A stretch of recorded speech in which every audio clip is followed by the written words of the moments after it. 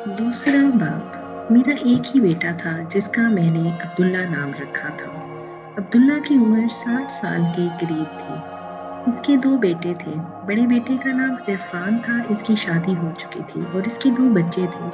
बड़े लड़के की उम्र 10 साल, जबकि छोटी बेटी की, जो कि 6 साल की, बहुत प्यारी सी बच्ची थी। सुनहरी बाल और नीली आंखें, वो डिज्नीलैंड की फिल्मों की हीरोइन की तरह लगती थी। मेरा बेटा, पोते और पड़पोते सारे मुझ पर ही गए थे। मैं राजस्थान का नहीं था, इसलिए मेरा रंग और नैन नक्श राजस्थानी नहीं थे। मैं और मेरी फैमिली रोही में रहने के बावजूद रोही के लोगों से मुख्तलिफ थे। अदनान अब्दुल्ला का छोटा बेटा और मेरा पोता था। ये भी 20 साल का था और इसकी अभी शादी नहीं हुई थी। नौजवान लड़का था, इसलिए मोहब्बत के चक्रों में पड़ गया था। चूंकि मेरा पोता था, इसलिए दादा का खून इसकी रगों में भी दौड़ रहा था। परवीन हमारे ही गांव की रहने वाली थी। भाभी, आप भी चली जाए ना एक बार अम्मी के साथ। वो लोग आपको रिश्ते से इनकार नहीं करेंगे। अदनान अब अपनी भाभी की तरफ सवालिया नजरों से देख रहा था। गांव में हमारी माली हैसियत काफ़ी अच्छी थी। हमारी 20 एकड़ ज़मीन थी, जो दोनों भाइयों इरफान और अदनान को 10-10 एकड़ आती थी। ये बहुत थी, लेकिन इरफान की बीवी फातिमा के घराने के मुकाबले में कुछ भी नहीं थी। फातिमा के वालिद की गांव में 5 मुरब्बा ज़मीन थी, जो कि 125 एकड़ बनती है। गांव में सबसे ज़्यादा ज़मीन इन्हीं की थी और पूरे गांव में हुक्म भी इन्हीं का चलता था। गांव के लोग फातिमा के वालिद की इज्जत करते थे। अदनान इसीलिए अपनी भाभी फातिमा को भी रिश्ते के लिए भेजना चाहता था। देखो अदनान, हम दोनों पहले भी 3 बार इनके घर रिश्ता लेकर जा चुके हैं, लेकिन वो लोग तुम्हारे साथ अपनी लड़की का रिश्ता नहीं करना चाहते। अब हम इनके घर कभी नहीं जाएंगे। इनकी बेटी है, वो जहाँ अपनी बेटी का चाहे रिश्ता करे। हमें किसी किस्म का कोई एतराज़ नहीं। अब्दुल्ला के लहजे में संजीदगी थी। अब्बा, परवीन किसी और के साथ शादी करके खुश नहीं रहेगी। हम दोनों एक दूसरे से मोहब्बत करते हैं, अदनान के पुरजोर लहजे में कहा। मैं भी बिस्तर पर सीधा होकर बैठ गया। मुझे अपने पोते अदनान में अपना अक्स नजर आने लगा था। बेटा, वो शरीफ लोग हैं, इसीलिए तुम दोनों बच गए हो। ये तुम्हारे वालिद की बनाई हुई इज्जत है, जिसकी वजह से गांव वाले तुम्हारा लिहाज करते हैं। वरना अब तक तुम दोनों को गांव के चौराहे में पत्थर मार मार कर मार दिए गए होते। बेटा, ये रोही है और यहाँ सब चलता है, लेकिन मोहब्बत नहीं चलती। बल्कि मोहब्बत तो पूरे हिंदुस्तान में नहीं चलती, अब्दुल्ला ने तंज करते हुए कहा। पाकिस्तान को वजूद में आए हुए 13 साल हो चुके थे, लेकिन अभी भी पुराने बूढ़े लोग मुतहदा हिंदुस्तान की ही बात करते थे। बहावलपुर रियासत अंग्रेज़ों के दौरे हुकूमत में एक आज़ाद रियासत थी, जिसे पाकिस्तान बनने के 8 साल बाद 1955 में पाकिस्तान में शामिल किया गया था। ये 1960 का दौर था और हमें पाकिस्तान में शामिल हुए अभी सिर्फ 5 साल ही हुए थे। मेरी पैदाइश 1839 में हुई थी। ये सिखों की सल्तनत के बानी महाराजा रंजीत सिंह की वफात का साल था। सिखों की सल्तनत 1799 में उस वक्त शुरू हुई जब सिखों के महाराजा रंजीत सिंह ने लाहौर पर कब्जा कर लिया था और लाहौर की गिरदो निवाह में अपनी सल्तनत कायम कर ली थी।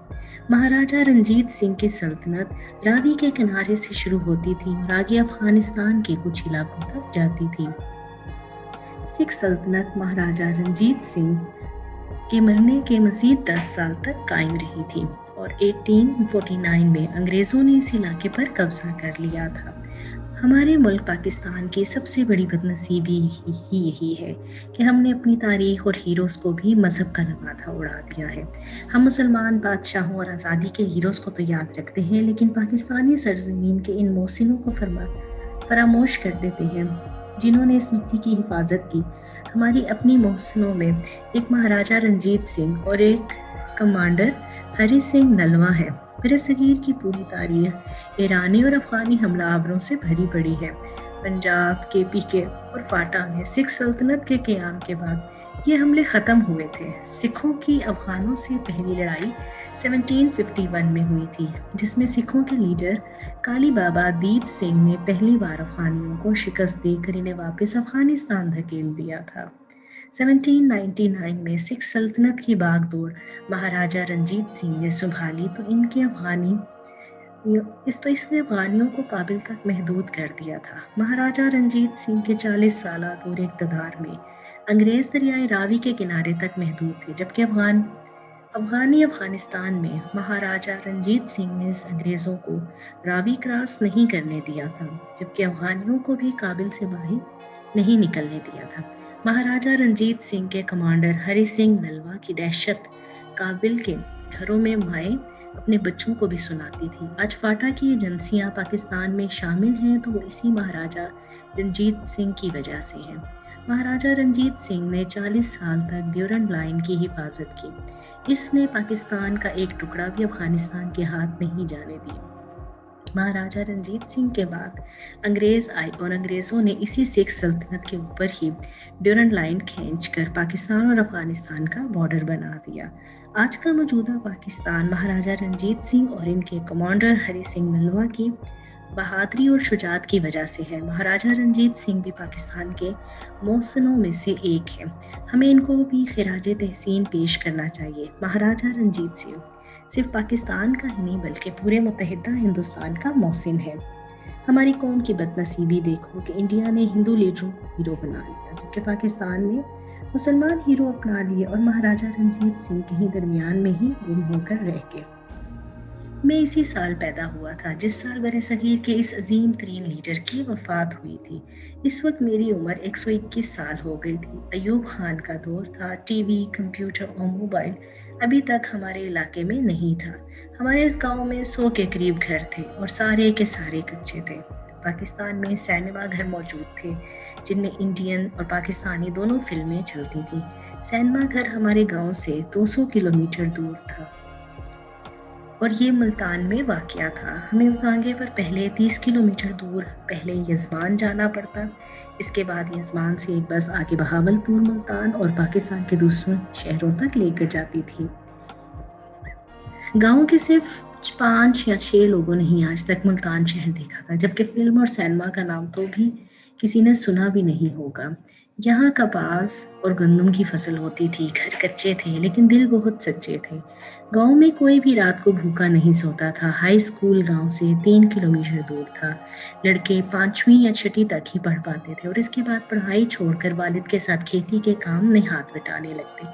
ٹیل والا کے مرکزی ہائی اسکول کو 35 کے قریب دیہات لگتے تھے جہاں سے لڑکے پڑھنے کے لیے آتے تھے۔